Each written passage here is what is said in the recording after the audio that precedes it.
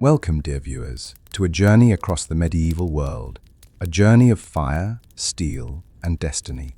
Today, you embark with me on a march that carved itself into the heart of history. Richard the Lionheart's March. This is not just a tale of battles and kings. It is the story of a man who became legend, of armies that trembled across continents, and of the clash between faith, power, and survival. You will see knights raising their banners under scorching suns, hear the clash of swords echoing through Crusader castles, and witness alliances forged in both loyalty and betrayal. More than a chronicle, this is a living story of courage, ambition, and sacrifice. Whether you are a lover of history, a seeker of inspiration, or one who hungers for tales of valor and conflict, this journey will leave its mark on you. By the end, you will walk alongside Richard, not as a distant king of old, but as a man whose choices shaped nations. Prepare your heart, sharpen your imagination, and march with us into the dust and glory of the Crusades. Imagine the sound of 10,000 boots striking the earth as one, the air choked with dust, banners snapping in the wind, steel glinting beneath the unforgiving sun. At the center rides a king, his heart fierce as a lion, his destiny greater than empires. This is no myth. This is Richard the Lionheart's March, and you, yes, you, are about to march with him. Subscribe for more history. Like and comment if you believe history should never be forgotten, and share to spark conversation about the lessons we must learn from the past. This is not myth, this is history. And it begins here. The story of Richard begins not on the battlefield, but in the gilded halls of Angevin power. Born in Chen Ebite Wushati, in the royal palace at Oxford, Richard was the son of King Henry II of England and Eleanor of Aquitaine, one of the most powerful women of her age. So, his childhood was not one of softness or play, but of lessons forged in ambition and rivalry. From the first, Richard was marked by his mother, Eleanor, proud and unyielding, instilled in him the spirit of her ancestors, warriors, poets, and rulers of Aquitaine. She told him stories of knights who lived and died for honor, of kings who carved kingdoms out of chaos. Richard listened, and in his young heart the seeds of a lion's courage took root. The boy's eyes were sharp, his presence commanding even before manhood. Those around him whispered that he would inherit not just his father's crown, but his mother's iron will. Yet, even as a boy, Richard was not shielded from strife. His father's reign was plagued by rebellion, not least from his own sons. The household was one of intrigue, alliances shifting like the wind, brothers pitted against one another in the dangerous game of power. Richard grew quickly into this world of betrayal and ambition.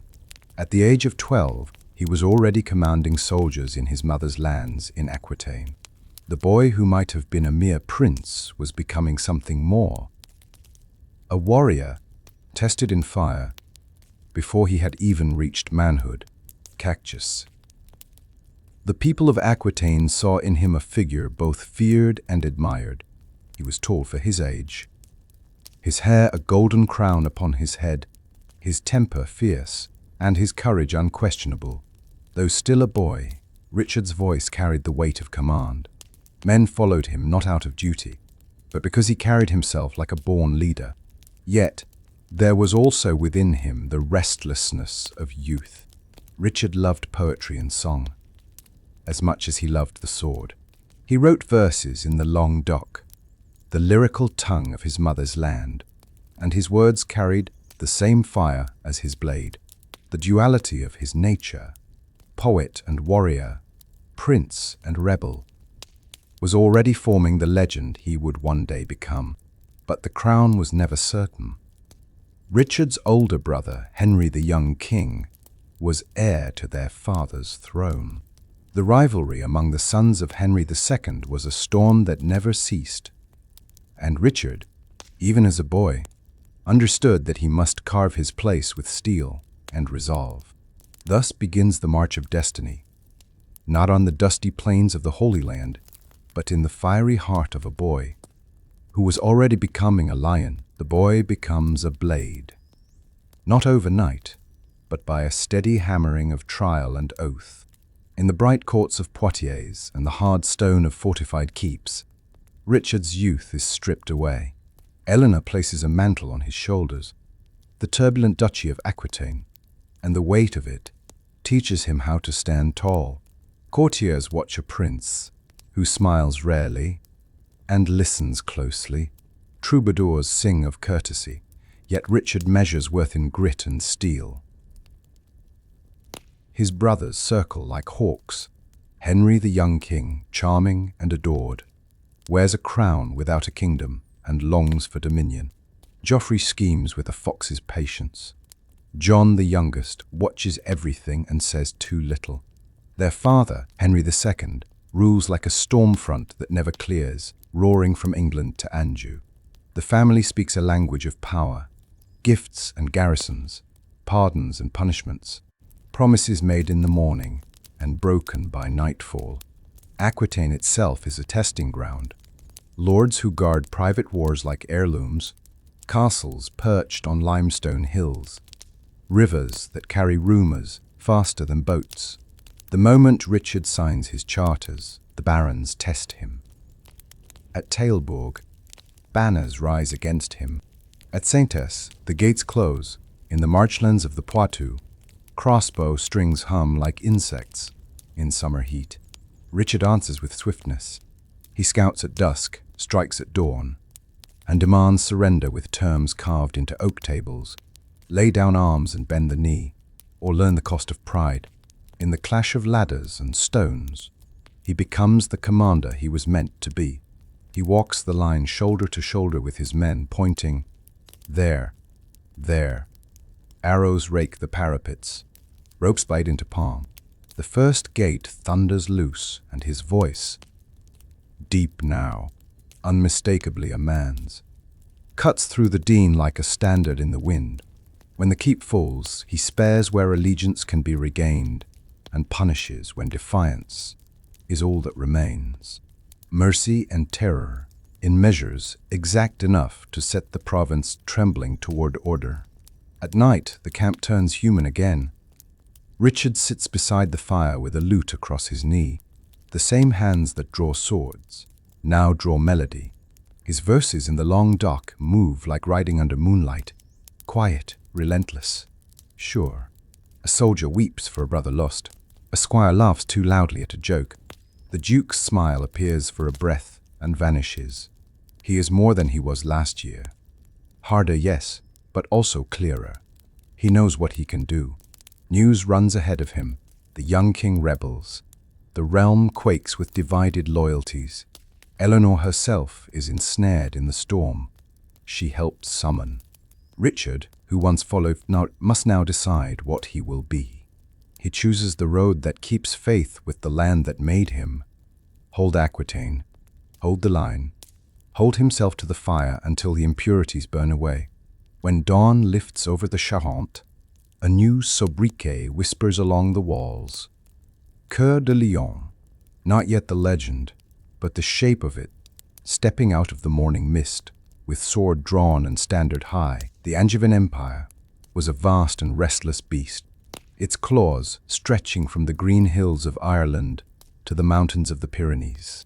In this empire, power was both crown and burden. Richard, newly forged by the flames of Aquitaine, now stood in the dangerous web of dynastic ambition, where family ties were chains and daggers. Both, Henry II, ever the thundercloud king, sought to bind his sons in loyalty, but found only rebellion. The young King Henry, crowned in splendor yet denied real authority, burned with envy. Geoffrey whispered schemes, and John, the youngest, was groomed as his father's favored child. In this family war, Richard's sword spoke louder than oaths. He defended Eleanor's duchy with a lion's tenacity, standing against his brothers when rebellion spread across the land. The years blurred with battles. Towns smoldered, castles changed hands, and treaties dissolved like morning mist. Yet beneath the constant strife, a higher drumbeat grew louder, the call of the cross. Hope and preachers stirred Christendom to a new crusade. Tales of Saladin's victories in the Holy Land swept through courts like wildfire, igniting both piety and ambition. Jerusalem had fallen. The sepulchre of Christ was in the hands of Islam. Richard heard the call not as a faint whisper, but as destiny itself. The same fire Eleanor had kindled with tales of knights now flared into a holy vision, to march where saints had walked, to win glory not only for crown but for cross. He pledged himself a crusader before he was yet king, vowing that his sword would carry the weight of Christendom. This vow changed everything. His barons murmured of ruinous expense, of soldiers lost in distant deserts, of enemies too vast to overcome. Yet Richard's voice silenced doubt. His conviction burned brighter than his father's suspicion, brighter than his brother's envy. He began to sell off lands, raise taxes, and gather coin. Even before the crown rested on his head, he was preparing to bear both, cross and sword, across the sea. But family shadows darkened his vow. Eleanor, his ever-watchful mother, urged caution. The Holy Land is far, and your enemies are near. Yet she saw in her son the living flame of her own ambition. Henry II, worn and weary, raged against the storm gathering in his household. He had tried to build an empire, but his sons tore it asunder. When at last Richard stood against him openly, taking arms to assert his place, father and son met as enemies in the field. Trey. The clash ended not with reconciliation, but with death. In Ichen Ibait Basajot, Henry II fell, beaten, broken, abandoned by sons he had sought to master. And so at last, the crown passed to Richard. Not merely Duke of Aquitaine, not merely son of Eleanor, but King of England, Lord of Anjou, master of Normandy. Yet on the day of his coronation, the golden crown sat heavy. Richard's heart was already fixed eastward. He was king, but more, he was a crusader, and his march, the Lionheart March, had only just begun. The world shifted when Jerusalem fell in Ichen Ibait Bashiti. Across Europe, the news arrived like a thunderclap. Pilgrims staggered home with tales of the holy city under Saladin's banner, of the true cross lost in battle, of Christian kingdoms trembling in the east. From Rome to London, preachers cried, "Deus vult! God wills it!" Richard, crowned King of England, heard this call as a command. He had inherited not only his father's domains, but also debts, rivalries, and a restless people. Yet, the voice of destiny drowned all else. He vowed to take the cross and free Jerusalem, declaring that his reign would not be defined by court intrigue, but by crusade. His preparations were vast. Taxes were levied on nobles and peasants alike. Lands were sold, offices auctioned, and treasure amassed to fund the march eastward. Critics muttered that he was stripping his kingdom bare, but Richard cared little for murmurs. He told his council, "I would sell London itself if I could find a buyer." Across Christendom, banners gathered. The kings of France and the Holy Roman Empire also pledged to the cause. Europe braced for a crusade unlike any before, an army not of scattered knights but of kings united. The stage was set for Richard's march into history. The call of the crusade rattled Europe's very foundations. Nobles scrambled to pledge or resist, while merchants prepared fleets. The Holy Roman Emperor, Frederick Barbarossa, marched with thousands toward the east. Philip II of France, wary yet committed, bound his kingdom's fortunes to the cause. Everywhere the thunder of armies echoed. Richard's zeal was unmatched. He poured his treasure into assembling fleets, ordering thousands of ships built or chartered. His soldiers trained with sword and crossbow, while blacksmiths worked night and day forging mail and lances. But Europe trembled not only from preparation, it shook with fear of instability. Richard's absence from England would leave the realm vulnerable. John, his ambitious brother, lurked like a shadow, eager for power. Rumors spread that without its king, England might fracture. In the courts of Europe, whispers grew. If Richard marched, who would profit from his absence? Kings and princes watched him with wary eyes. Allies today, rivals tomorrow. Still, Richard pressed forward, convinced that the hand of God guided his path. Even as Richard prepared for holy war, his family descended into civil strife. John, restless and ambitious, sought to undermine him. Geoffrey, ever the schemer, fanned flames of discord. Eleanor, weary yet unbroken, struggled to hold her sons together. But blood ties were brittle when crowns were at stake. The death of the young king had left Richard heir, yet his brothers refused peace. John pressed for lands, demanding titles in Richard's absence. The new king refused to yield easily, their father's old curse, that his sons would tear apart what he built, seemed to live on. Skirmishes broke out across Normandy and Aquitaine. Castles once pledged to Richard shifted allegiance overnight. Richard rode hard to stamp out rebellion, his sword flashing in punishment. John, unable to match his brother's force, retreated into plotting. Through it all, Eleanor mediated. She saw in Richard the strength to lead Christendom, yet she also knew ambition ran hot in every one of her sons. The march to the Holy Land threatened to leave a kingdom in ruin before it even began. At last, Richard gathered his nobles and soldiers in a great assembly. Before bishops and banners, he took the cross, binding himself to the holy cause. His knights knelt beside him, pledging lives and fortunes. The oath of the Crusaders was sealed with fire and prayer. In England and Normandy, peasants watched their lords ride forth. Bells rang in cathedrals, sermons thundered in marketplaces, and holy fervor gripped the land. The crusade was no longer a distant rumor. It was reality. Richard ordered a fleet of over 100 ships, each to bear knights, squires, and supplies. Arms were consecrated by priests, and songs of pilgrimage echoed through the camps.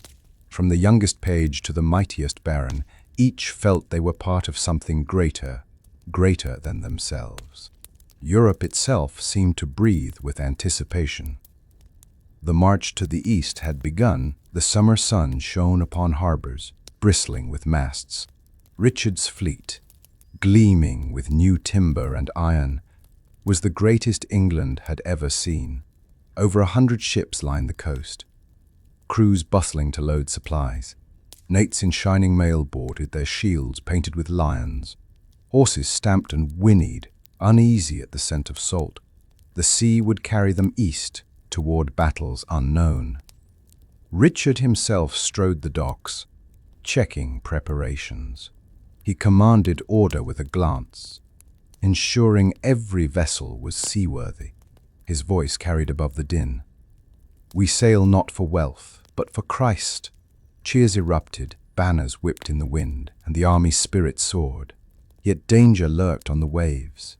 The Mediterranean was vast, and storms waited to test the Crusaders' resolve.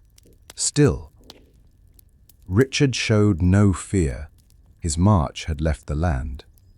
Now it became a voyage across the sea. The voyage tested courage as surely as the battlefield. Tempests rose without warning, black clouds devouring the sky. Waves crashed like wolves, tossing ships like toys. Men clung to masts, praying as water surged across decks. Richard's fleet was scattered. Some ships vanished beneath the sea, swallowed whole. Survivors washed ashore on strange coasts, half dead, but clinging to banners. The Lionheart himself braved the storm. urging sailors to hold fast. His courage steadied men who thought the sea itself was their enemy. For weeks, storms harried the fleet. Yet through loss and hardship, the Crusaders pressed on. By grit and faith, they steered towards Cyprus. Battered but unbroken, storm-driven survivors landed on Cyprus, where treachery awaited. Isaac Komnenos, self-styled emperor of the island, captured shipwrecked Crusaders and plundered their vessels. He thought the foreigners weak and scattered. But Richard was not a man to suffer insult. With what remained of his fleet, he struck swiftly. His army stormed the beaches, banners rising above the surf. Richard himself led the charge, sword flashing as his knights drove Isaac's men back. Fortresses fell one by one. The island trembled before the Lionheart's wrath.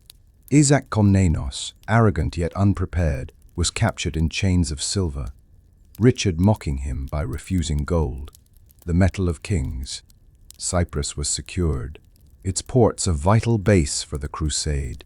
The victory restored the army's strength and gave Richard a reputation that spread across the Mediterranean, whose march none could resist. From conquest came alliance.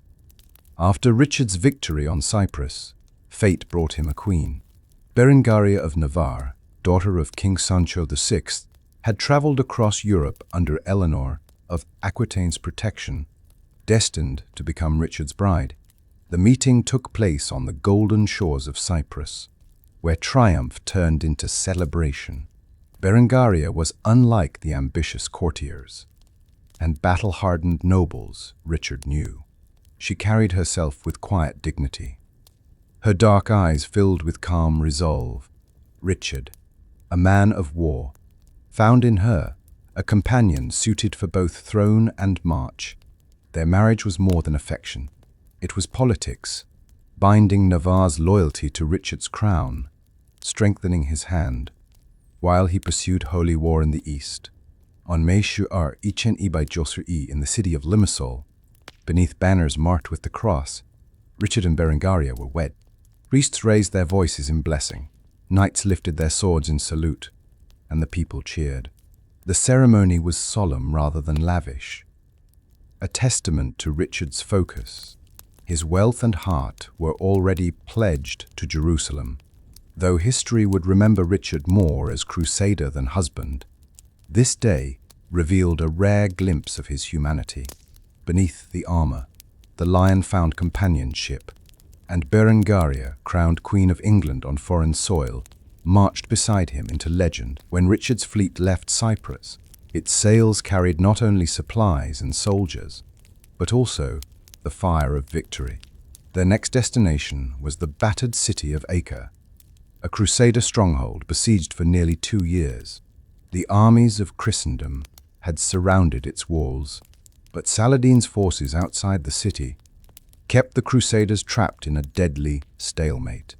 Hunger gnawed at both besiegers and besieged. Disease crept through tents as merciless as any sword. Acre had become the crucible of the Third Crusade.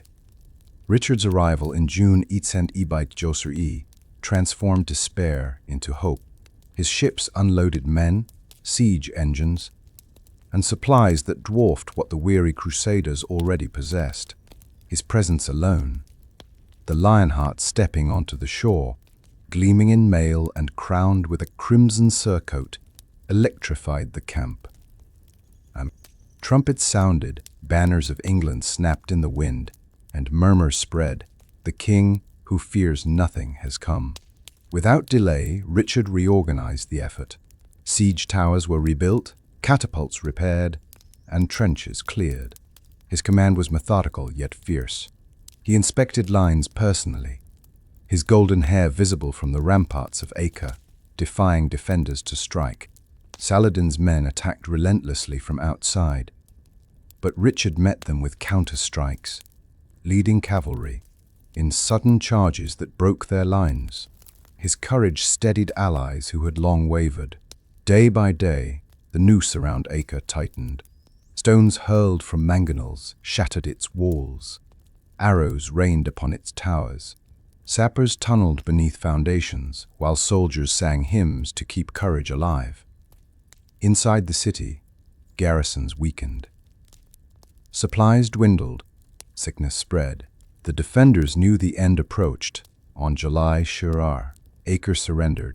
Its gates creaked open and Muslim defenders marched out, broken and exhausted. Richard entered the city, not with wild triumph, but with grim resolve. This was one battle in a war far from finished. Yet even in victory, shadows loomed.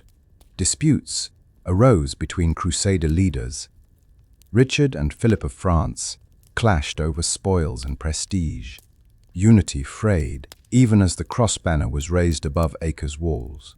Richard knew that to march for Jerusalem, he would need not only strength of arms, but also strength of will, to hold fractious allies together. Still, Acre had fallen. For Christendom, it was the first great light in years of darkness. For Richard, it was only the beginning of his true march into legend. The city of Acre had fallen, but victory brought not peace. It brought rivalry. The Crusader camp, once united by desperation, now trembled under the weight of ambition.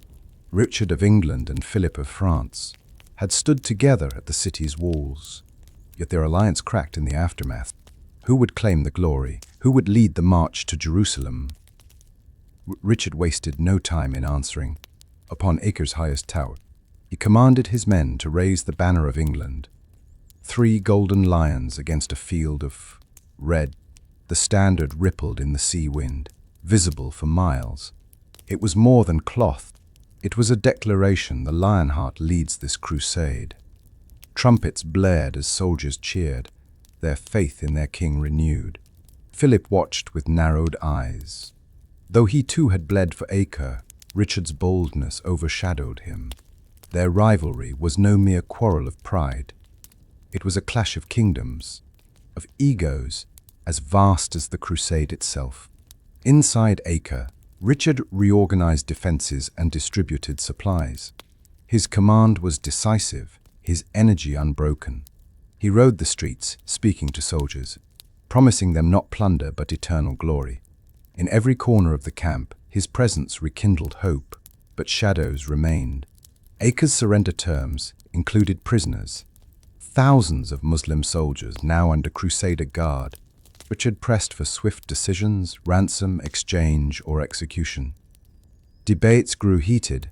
Philip withdrew from councils, already planning his return to France. Unity frayed further, yet Richard pressed forward. The march could not wait on indecision. For the common soldiers, none of this politics mattered.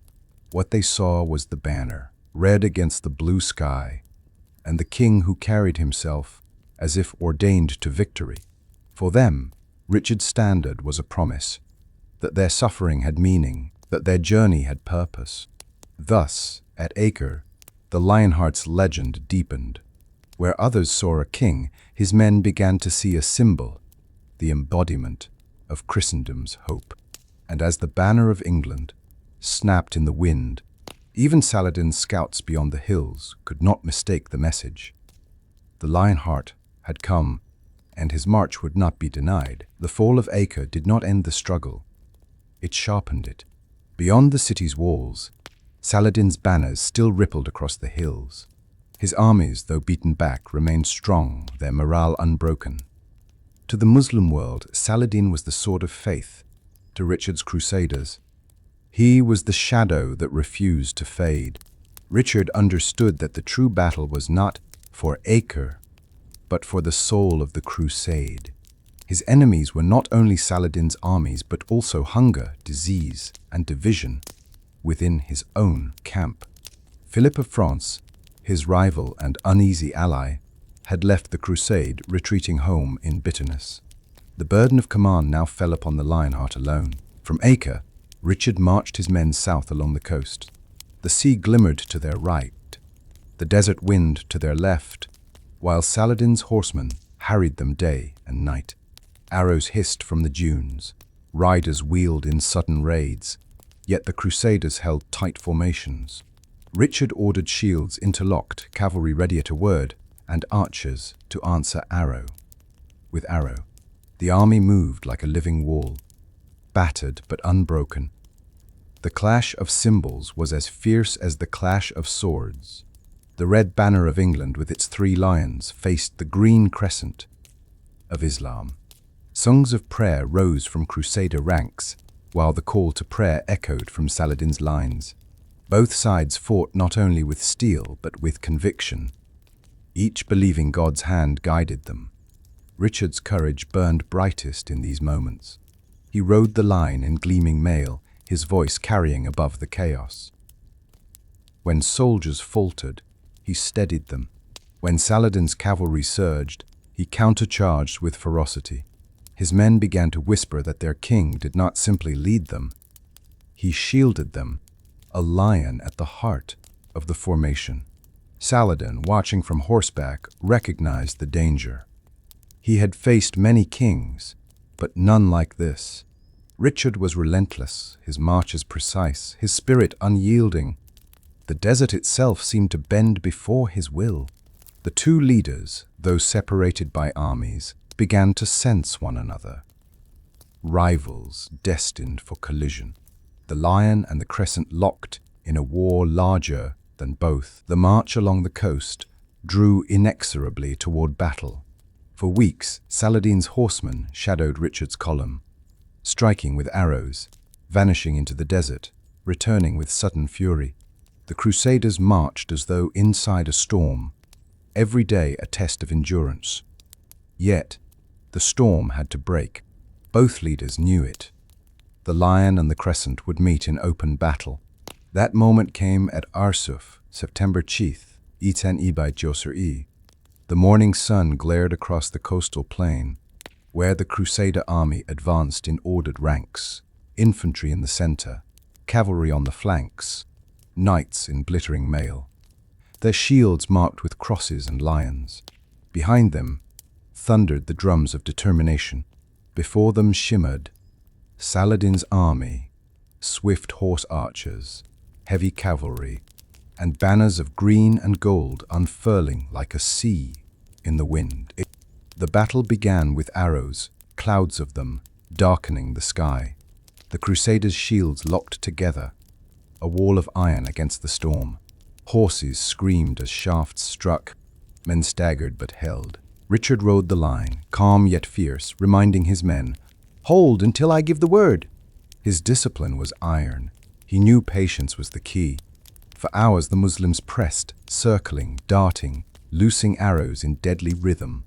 The Crusaders endured, step by step, shields forward, crossbowmen firing back in measured volleys. Heat pressed down, exhaustion clawed at every soldier, yet still Richard refused to unleash his cavalry. He waited, eyes fixed on Saladin's maneuvers. At last the moment came. Saladin's horsemen surged too close, their charge overextended. Richard raised his sword, sunlight flashing from the blade. With a single word he unleashed the knights. Trumpets blared, hooves thundered, and the Crusader cavalry surged like a tidal wave.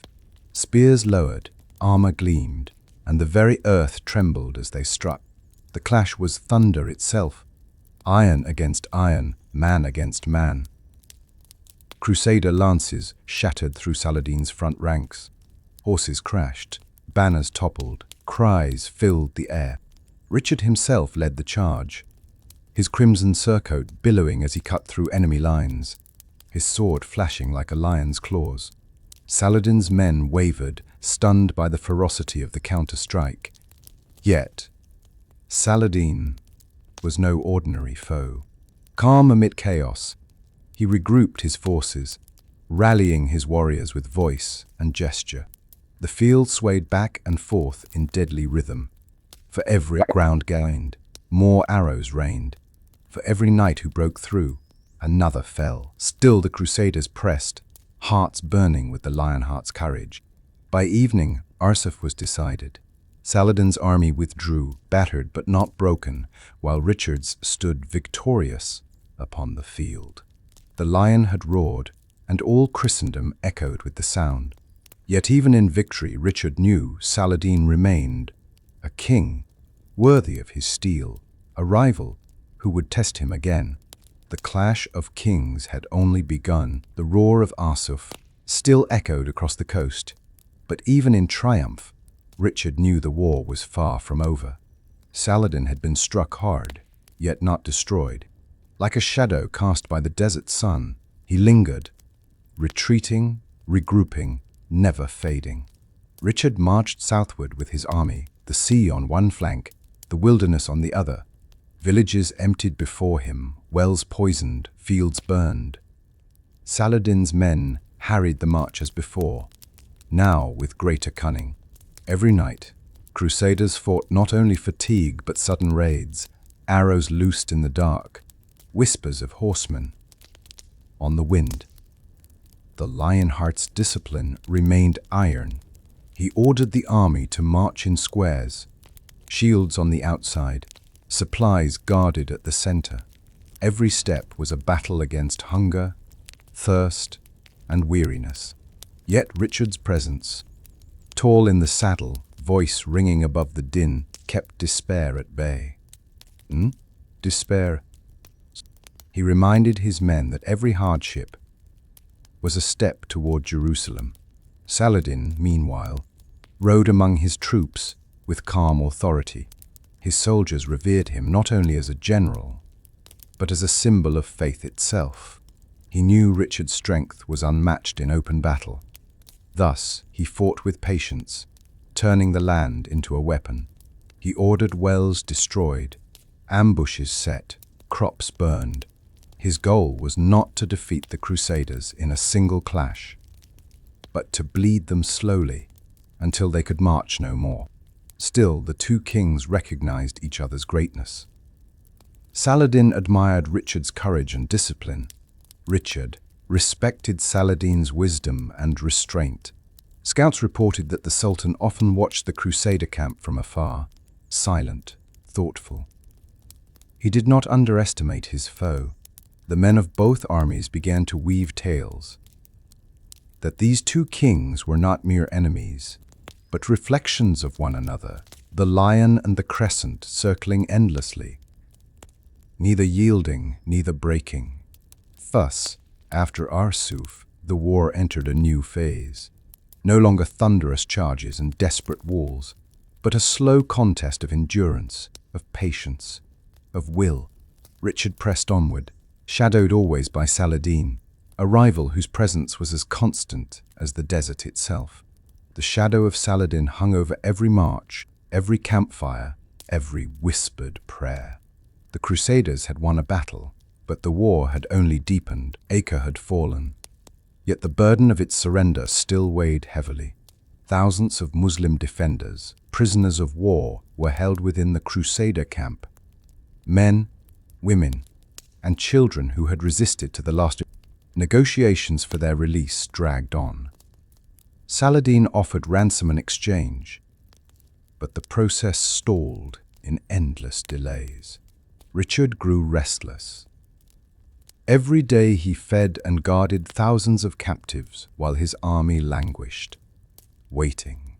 Supplies dwindled, morale sagged, and whispers spread that Saladin was stalling to buy time to weaken the Crusaders before they could march south. To Richard, hesitation was poison. A message had to be sent to his own army, to Saladin, and to the world. On August Ursas, Itzen Ibait Josei, Richard gave the order. The prisoners were brought outside the walls of Acre, thousands kneeling beneath the blazing sun. The Crusader army formed ranks, silent but grim. Richard, mounted in full armor, surveyed the scene with unflinching eyes. His decision was not born of cruelty alone, but of calculation. Mercy, he believed, would be mistaken for weakness. Justice must roar like a lion. At a signal, the slaughter began. Swords rose and fell, arrows hissed through the air, and the captives perished by the thousands. The earth itself seemed to groan beneath the weight of the deed. Crusaders watched in silence, some hardened, others shaken. Priests blessed the act as holy judgment, knights muttered uneasily in their ranks. From his camp, Saladin saw smoke rise. Scouts confirmed the massacre, and grief swept through his men. The Sultan's heart was heavy, yet he did not answer with rash vengeance. He prayed, he steeled his resolve, and he vowed that Richard would pay in time. The massacre at Acre stained the crusade with blood beyond battle. To Richard's men, it was a display of ruthless justice, proof that their king would not be delayed or mocked. To his enemies, it was cruelty, a sin cloaked in the name of faith. The Lionheart had shown his claws. Claws, justice, in his eyes meant terror, a lesson written not in parchment but in blood. After Acre and the grim justice dealt there, Richard turned his gaze southward. Jerusalem was the ultimate goal, but the path ran through hostile lands where Saladin's shadow never lifted. The next step was Arsuf, a coastal city whose capture would secure supplies and position the Crusaders for deeper advances. Richard's march became a feat of discipline as much as of arms. His army, numbering thousands, moved in a tight formation along the Mediterranean shore. To their right, the sea glimmered like a shield of blue. To their left, dunes and scrublands stretched into the desert, where Saladin's horsemen prowled, waiting. The Sultan's forces struck daily. Mounted archers darted forward, loosing arrows before vanishing into the sands. Showers of shafts rattled against Crusader shields, horses whinnied in panic, and men fell, pierced in gaps of armor. Yet the formation held. Richard's orders were precise: infantry in the center, shields locked, cavalry on the flanks, waiting for his signal.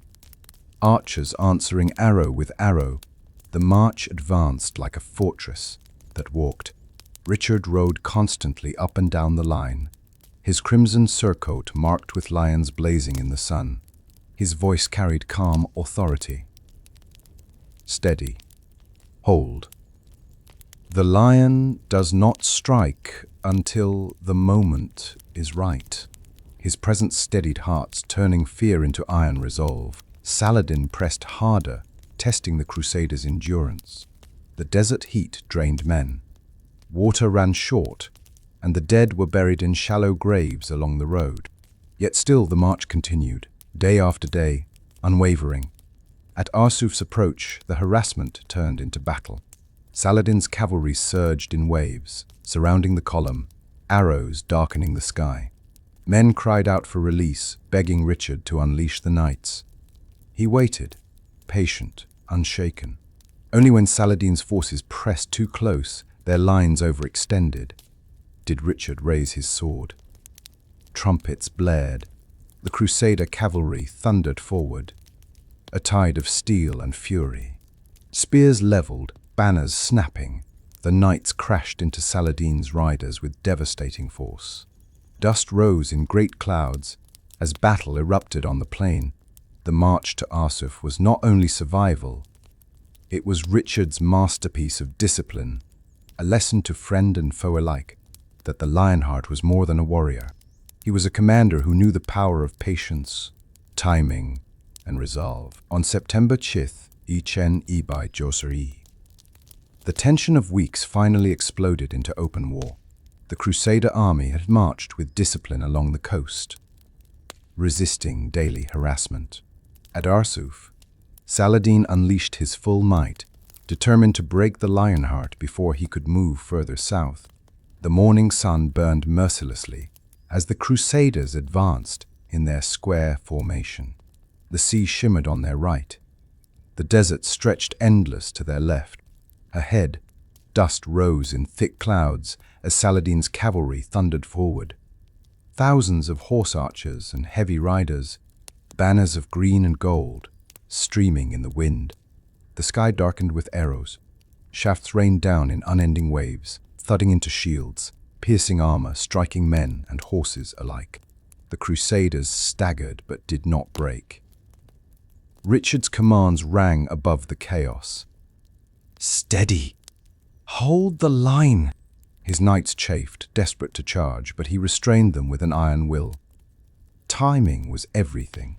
For hours, the storm raged. Infantry marched grimly forward, shields locked. Crossbowmen loosed bolts in return, each volley cutting swaths through Saladin's ranks. Still the enemy pressed closer, surrounding the column. Trumpets of Islam blared, cries of Allahu Akbar echoed across the plain. At last, the moment came. Saladin's cavalry surged too close, their formations stretched thin. Richard raised his sword, sunlight flashing from the blade, and gave the order. Trumpets blared. The Crusader cavalry roared forward. The charge was thunder itself. Knights in gleaming mail crashed into the Muslim lines like a hammer striking glass. Spears splintered, horses collided. Dust and blood filled the air. Richard led from the front, crimson surcoat billowing, sword rising and falling in deadly rhythm. Wherever he struck, enemies scattered, stunned by the ferocity of the Lionheart. Saladin rallied, regrouping his men with calm authority. The field swayed back and forth. Charges, countercharges, volleys of arrows. Yet the discipline of the Crusaders held. Their counterattack too fierce to be stopped. By evening, Saladin's army withdrew, battered but not broken. Richard stood victorious. The Battle of Arsuf resounded through Christendom and Islam alike. For the Crusaders, it was proof that their king was invincible, a lion who could not be tamed. For Saladin, it was a lesson. Richard was unlike any foe he had faced, a commander of steel and flame. The march to Jerusalem remained long, but Arsuf was a turning point.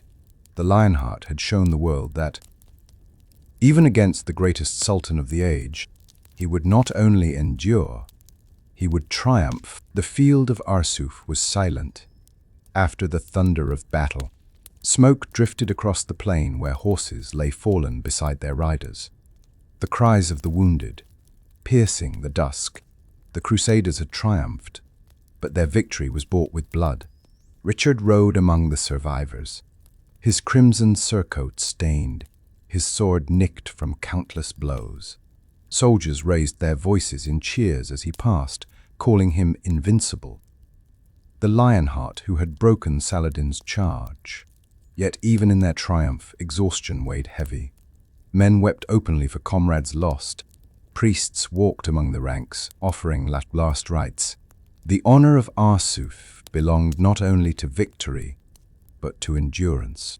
Richard's discipline had held firm, his patience preserving the army until the decisive moment.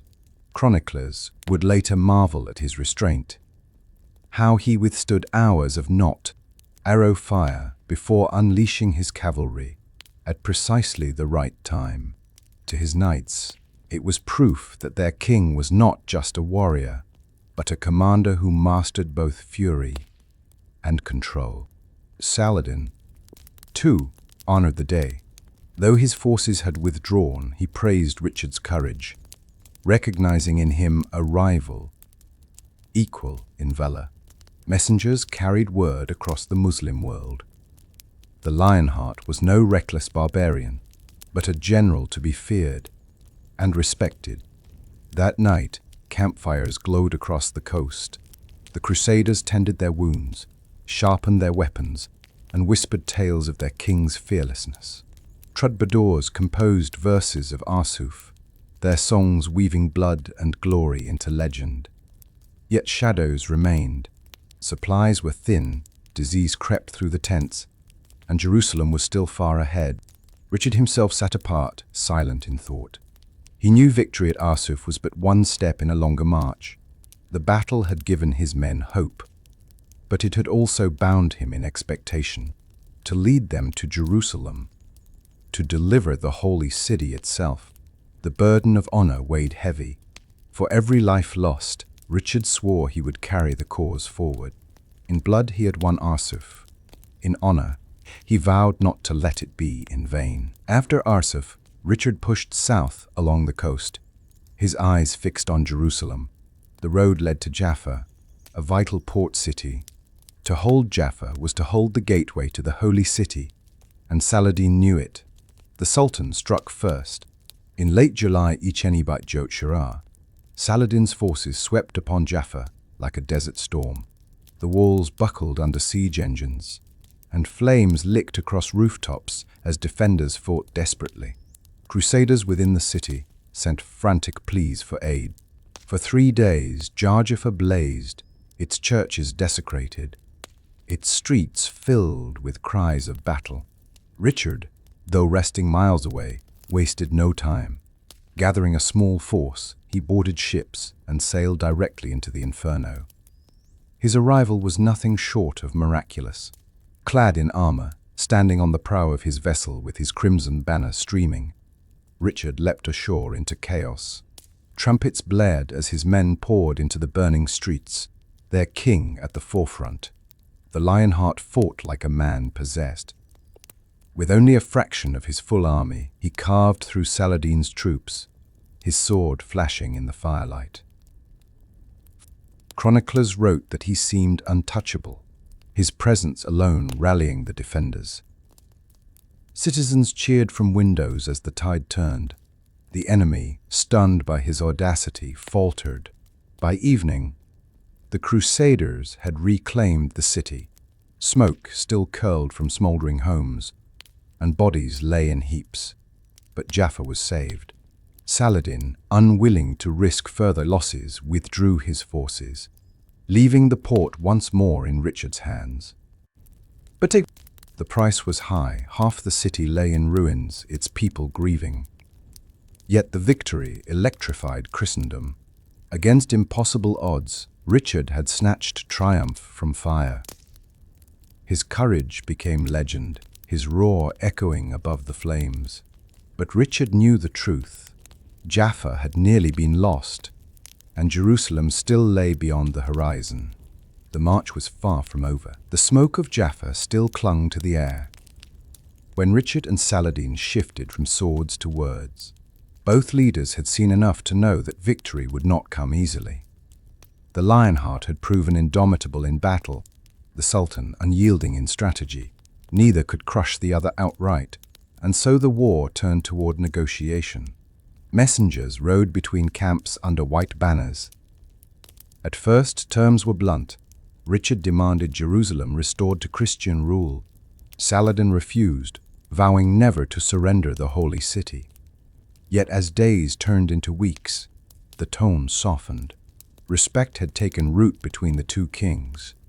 They had tested one another in blood and fire, and found equals. Chroniclers tell of gifts exchanged. Saladin sent Richard fruit, snow chilled from Mount Lebanon, and fine horses. So Richard supplied with cloaks of scarlet and jeweled falcons. Though enemies, their gestures spoke of admiration, two warriors recognizing greatness in one another. Talks grew bold. At one point, a marriage alliance was proposed. Richard's sister Joanna would wed Saladin's brother, Adil, and Jerusalem would become their shared throne. The idea, though never realized, revealed the depth of creativity. Both sides sought for peace. In the Crusader camp, however, not all welcomed such diplomacy. Soldiers yearned for Jerusalem, unwilling to accept compromise. Priests thundered sermons, demanding holy war until the city was free. To them, words tasted of betrayal. Richard listened, but he also knew his army was weary, resources strained, and the desert merciless. Saladin, for his part, faced pressure as well. His emirs pressed him to keep the city under Islam's banner, to resist further concessions. Yet he, too, valued survival over endless slaughter. He had rebuilt his world once before after Hattin. He would not see it broken beyond repair. Thus the negotiations stretched on, fierce yet respectful, filled with impossible demands and daring proposals. The two kings never met face to face. But in every exchange, they spoke across the gulf of war, as men bound by destiny. Though no peace was reached yet, something deeper emerged, an understanding that theirs was not hatred, but rivalry. Richard and Saladin were reflections of each other. Lion and Crescent, warriors of faith, bound forever in history. Victory and negotiation had brought Richard neither peace nor Jerusalem. Each dawn weighed heavier than the last. The Lionheart was not only commander of armies, but also king of a faraway realm, stretched thin by his absence. Messengers from England and Normandy brought troubling news. John, his restless brother, schemed for power. Philip of France whispered against him in courts abroad. Every letter was another stone upon his shoulders. The Crusader camp groaned under strain. Supplies dwindled, disease crept through tents, and morale withered. Soldiers longed for home, their crusade stretching into endless marches. Priests demanded holy zeal, while barons argued over spoils. Richard stood in the center, holding together men who looked to him not only as leader, but as savior. At night the king wandered the campfires, speaking with soldiers, listening to their grief. He knelt beside the wounded, offered comfort to the dying, and reminded the weary that Jerusalem still called. Yet he, too, felt the weight of doubt. Could he deliver the holy city, or would his name be chained to failure? He was the Lionheart, tireless and unyielding, but in the solitude of his tent, he faced the truth. Every decision cost blood. Every choice carried betrayal or sacrifice. His crown was heavy, not of gold, but of iron and sorrow. This was the burden of kingship, to march forward even when the weight crushed the soul. Even as Richard held his army together, betrayal seeped into the camp. Whispers spread of men who questioned his judgment, who feared endless war without reward. Desertions grew. Some slipped away at night. Others surrendered to Saladin in hope of mercy. Each betrayal stung like a dagger. Richard's rivals among his barons stirred unrest, resentful of his iron control. They muttered that he demanded too much, that his obsession with Jerusalem blinded him to the suffering of his men. Factions formed in shadows, loyalty frayed by hunger and despair. News of treachery reached Saladin, who seized the chance. He sent envoys bearing promises of gold, safe passage, even land for those who abandoned the Lionheart.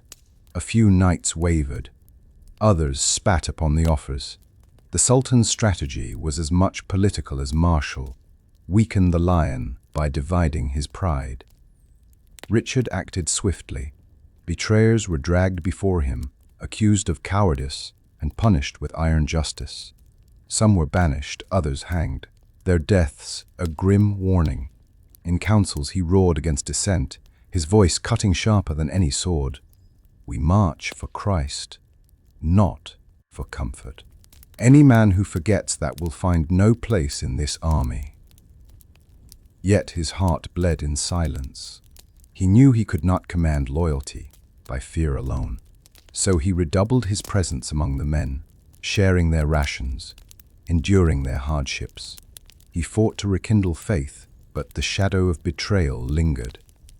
Saladin's shadow pressed closer. The Lionheart's greatest battles were not always with steel, but with trust, fragile as glass in the furnace of war. From Jaffa, Richard pressed onward into the desert heartland, determined to bring his army ever closer to Jerusalem. The march was relentless. The sun blazed overhead like a furnace, turning armor into ovens and breath into fire. Dust clogged lungs, water grew scarce, and every mile left corpses of men and beasts along the road. Richard ordered strict discipline.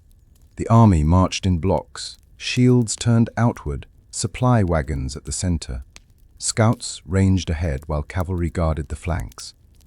Every well was a prize, every stream a blessing. Yet Saladin's riders haunted them still, striking suddenly before vanishing into heat and mirage. At night, the desert came alive with whispers. Raids fell upon the camp, arrows flickered in torchlight, and panic spread. Yet Richard was always there, mounted, armored, sword in hand, rallying his men with a voice that cut through fear. He seemed tireless, the lion pacing before his pride, refusing to yield, but the desert claimed its toll. Men collapsed of thirst, horses fell and supplies dwindled, morale faltered, and whispers of retreat spread once more.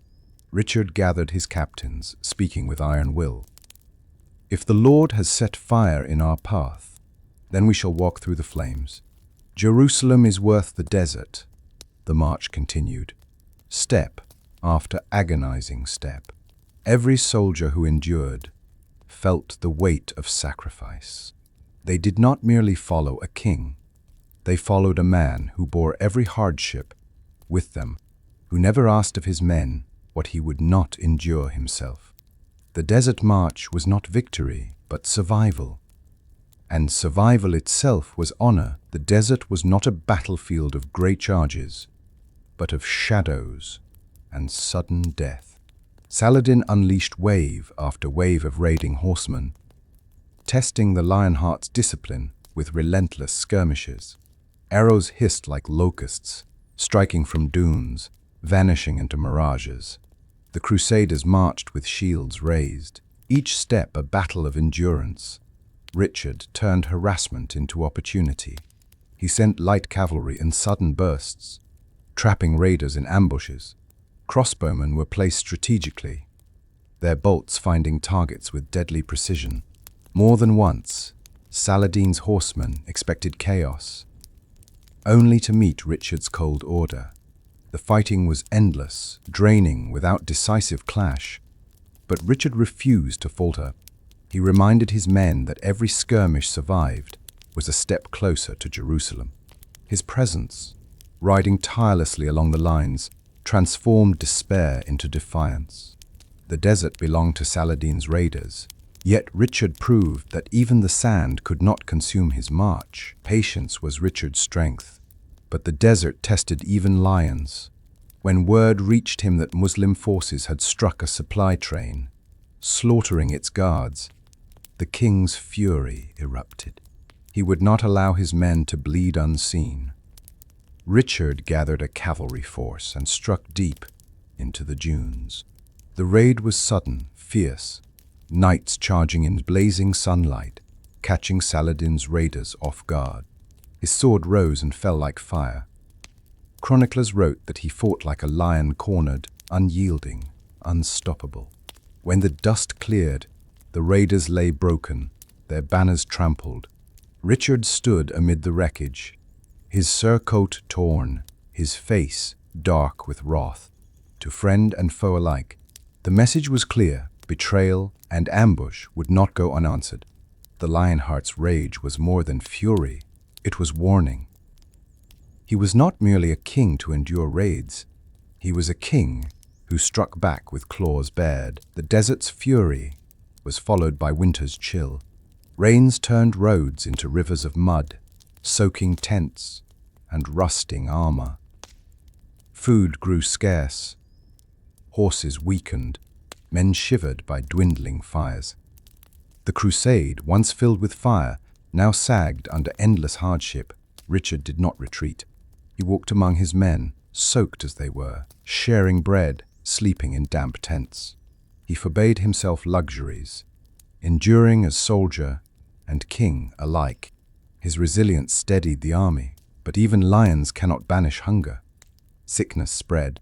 Priests whispered prayers over the dying, while barons pressed Richard for retreat. Yet he refused. "Jerusalem is before us," he declared. "The Lord will test us, and we will not fail." His words kept the fire burning in weary hearts. Though the cold gnawed at their bodies, the winter of hardship forged his legend not in battle, but in suffering shared. At last, the Crusaders stood before Jerusalem. Its walls loomed, ancient and unyielding, crowned with towers, guarded by Saladin's men. For the weary army, it was a vision of triumph, yet also of dread. Richard surveyed the city from afar. The golden dome of the rock glimmered in winter sunlight. Holy yet untouchable. His men wept to see the goal of their march, their voices rising in hymns. Many demanded an immediate assault, but Richard hesitated. The city was strong, supplies were low, and Saladin's armies shadowed them. To attack recklessly would be ruin. He walked the lines, seeing hope burning in weary faces, and his heart broke. He longed to raise the cross over Jerusalem, yet he knew he could not risk destroying the crusade entirely. His choice was agony to march away from the holy city. The decision shattered many. Some cursed his caution, others despaired. Yet Richard bore their anger in silence. He knew the burden of kingship, to save an army, not to win applause. Thus, the Crusaders turned from Jerusalem's gates. They had reached the walls, but not victory, that night after the march from Jerusalem's walls. Richard sat alone in his tent. The city's image haunted him. So close, yet beyond reach. Chroniclers say he dreamed of standing within its gates, raising the cross over the Holy Sepulchre, the streets echoing with hymns. In his vision, Jerusalem was his, the people rejoiced, and Christendom crowned him as savior. But the dream turned to shadow. He saw his army broken by famine, his men dead upon the walls, the city lost forever. He awoke with sweat upon his brow, torn between glory and ruin. Richard confided to Eleanor in letters, "I have seen the holy city with my eyes, but not with my hands. God knows my heart burns for it. Yet I cannot risk destroying all that remains." His honesty revealed the torment within a man famed for courage. Courage. Among his men, tales spread of the king who dreamed of Jerusalem. Some called him cautious, others called him wise. All knew the decision would shape history. Though he never entered the city, Jerusalem became Richard's eternal dream. The prize always just beyond his grasp, the vision that defined his group. The Crusaders marched away from Jerusalem with heavy hearts. To many it felt like retreat, but Richard knew the truth. Survival was the only road forward. Saladin, ever watchful, seized the moment. His forces pressed harder, reclaiming strongholds, harassing Crusader supply lines. The tide of war shifted like desert sand. In the Crusader camp, morale cracked. Soldiers grumbled that the king had denied them their holy prize. Priests thundered that God's will had been defied. Yet Richard remained unbowed. He rode daily among the men, speaking of strategy, of patience. "We have not lost," he declared. "We endure, and endurance is victory." Saladin, though strengthened by Richard's withdrawal, faced burdens of his own. His army was stretched thin, his men weary of endless war. Grain ran low, his emirs muttered about costs. Both kings bore crowns of fire, each straining to hold his realm together. The turning tide was not only on the battlefield, but in hearts. The Crusaders doubted, yet they still followed their lion. Saladin faltered, yet he still commanded loyalty through faith. Their war became one of survival. Who could endure the longest? Who could bend without breaking? Years of struggle bled both armies. The crusade had become a war of endurance, not conquest. Jerusalem stood untaken, yet Richard's victories, Acre, Arsuf, Jaffa, had carved his legend. Saladin still held the holy city, but his forces were weary. At last, both kings turned to peace. Messengers rode again beneath white banners. Negotiations stretched for weeks, carried with cautious respect. Richard demanded that Christian pilgrims be granted access to Jerusalem. Saladin agreed. Jerusalem would remain under Muslim rule, but the gates would open to all who came in peace. The treaty was not triumph, yet it was mercy. Soldiers wept, some in relief, others in sorrow. Priests muttered that the holy city was still lost. Yet pilgrims now walked freely. For the weary Crusaders, it was enough. For Richard, it was the best he could give. Chroniclers wrote that Richard and Saladin, though never meeting face to face, forged a peace born of mutual respect. Each had tested the other and found not hatred, but honor. Their rivalry became legend. The Lion and the Crescent, forever entwined. With peace sealed, Richard prepared to leave the Holy Land. His army, though battered, had survived. They had not taken Jerusalem, but their king had given them honor, victories, and safe pilgrimage. The departure was bittersweet. Crowds gathered at ports, soldiers embraced comrades, and banners were lowered.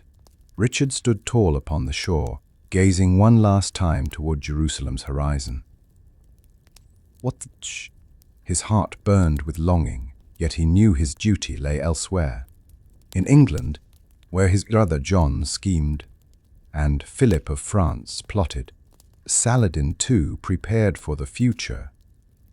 He held Jerusalem, but with respect for his enemy.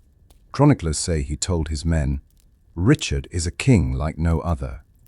We shall not see his like again." Richard boarded ship, the wind filling sails. His march to Jerusalem had ended not in conquest, but in endurance, in honor, and in peace. The lion's roar still echoed, but now it carried across seas toward the battles of home. The crusade had ended. Yet the legend of Richard the Lionheart had only begun. Richard's return from the Holy Land was far from glorious. In October 10 storm struck his fleet as it crossed the Adriatic. The same sea that had carried him to triumph at Acre and Arsuf now turned treacherous. Waves towered like mountains, battering ships, until timbers snapped and masts splintered. One vessel after another vanished beneath the foam. Nates clung to wreckage, banners soaked and torn. Richard's own ship, driven off course, struggled against the gale. Rain lashed down in sheets. Thunder cracked overhead. The Lionheart, who had braved battle without fear, now fought the sea itself. For days the storm raged, scattering survivors across hostile shores. Richard's ship limped toward the coast of Istria, its hull cracked, sails shredded. Supplies were ruined, his escort small, his banner hidden. Worse still, he found himself stranded far from friendly lands, surrounded by territories loyal to his enemies. The King of England, conqueror of Cyprus, victor of Arsuf, had become a castaway. Richard disguised himself in humble garb, traveling with a few loyal companions. Gone was the crimson surcoat. Now he wore cloak and hood, carrying only a pilgrim's staff. But even lions cannot hide forever. His fate would soon fall into the hands of men who saw not a pilgrim, but a prize. Exiled by the storm, Richard traveled through Austria disguised as a pilgrim. But the Lionheart's presence was hard to conceal. His bearing, his speech, even his scars marked him as no common man. Rumors spread of a great lord wandering the land. At Vienna, fate closed its jaws. Soldiers of Duke Leopold, an old rival from the Crusade, captured Richard in December 10. The Duke, who had once fought beside him at Acre but had quarreled bitterly, saw opportunity for revenge. The King of England was dragged in chains to a fortress, his disguise stripped away. Soon the news spread like wildfire. Richard the Lionheart, conqueror of Saladin, was a prisoner in foreign hands. The Duke, fearful of such a prize, handed him over to Emperor Henry VI of the Holy Roman Empire. For the first time, the lion was caged. In captivity, Richard remained unbroken. He spoke proudly before his captors, declaring that kings were not made lesser by chains. Even in the halls of his enemies, he inspired awe. Yet back in England, his absence grew perilous. John, ever ambitious, tightened his grip. Philip of France schemed to claim lands, while Richard lay powerless. The Lionheart endured dungeons and councils alike, awaiting the price of his freedom. A ransom that would weigh heavier than any crown. News of Richard's capture struck England like thunder. A king in chains, held for ransom, the realm trembled. Emperor Henry VI demanded an immense sum. E-byte Wusser, marks of silver, a fortune beyond imagining.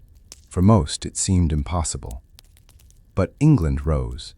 From nobles to peasants, every subject bore the burden of their king's freedom. Taxes soared, churches melted treasures, families gave coins from meager stores. Monks preached that to ransom Richard was holy duty, and silver poured into royal coffers. Enor of Aquitaine, now an aged queen, led the effort with unyielding will. The lion must be freed, she declared, traveling across the realm to rally support. Meanwhile, John and Philip schemed to keep Richard captive. John offered bribes to the emperor, hoping his brother might never return. Philip spread whispers, "Look to me, not to the lion." But the will of England was stronger. Even those weary of war emptied purses for their king. In his dungeon, Richard learned of his people's sacrifice. He wept, not in weakness but in awe, that a nation would bleed silver for him, as they had bled blood in the East. By Ichen Ibite Josephus, the ransom was paid. Chains unlocked, Richard walked free, his head high, his spirit unbroken. The lion had been caged, but never tamed. In March Ichen Ibite Josephus, England held its breath as Richard returned from captivity. From Dover to Westminster, crowds gathered to see their king. The lion who had roared across the Holy Land, the lion who had survived chains.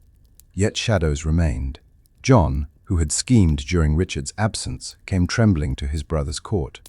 Though Richard might have destroyed him, he instead chose a lion's mercy, forgiveness. But the warning was clear. "You are my brother," he said coldly, "but never forget I am your king." The realm, fractured by John's ambitions, was reforged under Richard's hand. Castles that had risen in rebellion were seized, traitors punished, order restored. The Lionheart wasted no time. His enemies abroad had plotted too long. Philip of France would feel the roar of his return. The king who had marched to Jerusalem now turned his eyes back to Europe. The Crusader had come home, and he was not done fighting. Richard wasted no time. After regaining his throne, France loomed as his greatest threat, and Philip II, the cunning king, had grown bold during Richard's captivity. Now the Lionheart struck back. The years from Ichen Ibite Josephus to Ichen Ibite Joseph were filled with campaigns across Normandy and Aquitaine. Richard rode endlessly, besieging castles, reclaiming fortresses, and meeting Philip on field and rampart alike. His strategy was swift and ruthless. Strongholds that resisted fell beneath his siege engines. Towns that yielded were spared. His reputation spread, a commander who returned stronger from captivity than before. Philippe, clever and relentless, struggled to match Richard's energy.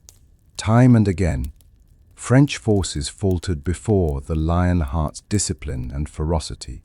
At Guisers, at Vendôme, at countless border skirmishes, Richard roared back his defiance. Chroniclers wrote that wherever he rode, France trembled. Yet the campaigns were not endless triumph. They drained men and treasure, leaving the realm weary. Still, Richard's spirit never waned. He fought not merely for land, but for pride, to show that the Lionheart, even scarred by captivity, still ruled with fang and claw. By Ichen Ibite Joseph. The war narrowed to the Limousin, where rebellious barons tested his power one last time. Richard, ever the warrior, rode personally to face them, unaware that destiny waited in the shadow of a castle wall. In March Ichen Ibite Joseph, at the small castle of Chalice in Limousin, fate claimed Richard the Lionheart. The stronghold was insignificant, held by minor barons rebelling against his rule. Yet the king himself rode to lead the siege. Such was Richard's nature. No battle too small, no foe too low. On March Wolf, while inspecting the walls, Richard removed his helmet, confident and unafraid. From a tower, a defender loosed a crossbow bolt. The shaft struck Richard in the shoulder. At first he laughed, dismissing it as a scratch. But infection set in, festering, spreading fever. The Lionheart, who had survived storms, chains, and Saladin himself, now lay dying from a single arrow. His men wept. Enor hurried to his side, grey with age, but fierce as ever. Richard forgave the crossbowman, ordering that no vengeance be taken.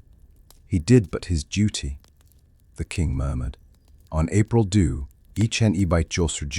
Richard I died in his mother's arms. His body was laid at Fontefraud Abbey beside his father, Henry II. But his heart was interred at Rouen, the city he loved most. His legend, however, was buried nowhere. The world mourned and marveled. In Christendom, he was remembered as the lion who roared for God and king. In Islam, he was honored as a noble foe, respected by Saladin himself. Across Europe, troubadours sang of his courage, his fury, his mercy. The Lionheart was gone, but the roar of his march would echo forever. The roar of the Lionheart ended at Chalice, but his shadow stretched far beyond the moment of his death.